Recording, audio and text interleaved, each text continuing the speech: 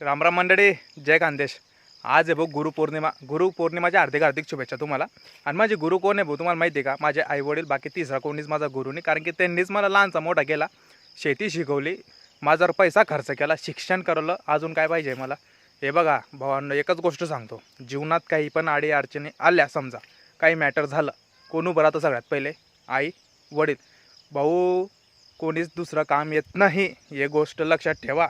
याच्यात त्याच्यात चपला साफ करायपेक्षा आईवडिलांच्याच चपला साफ करा, त्यांचीच सेवा करा, हिच्यातच पुण्य आहे। देवसुद्धा म्हणतो माझी सेवा करायपेक्षा आईवडिलांची सेवा करा, तेच तुम्हाला पुण्य लागेल। देव स्वतः सांगतोय। आणि आपण अशी गिऱ्हाईक आहे भाऊ, आपलं म्हणजे माणूस अशी जाते की तो म्हणजे दुसरा गुरु करतो, घरात आईवडिलांना वागत नाही, आश्रममध्ये पाठवून देतो, काही करतो।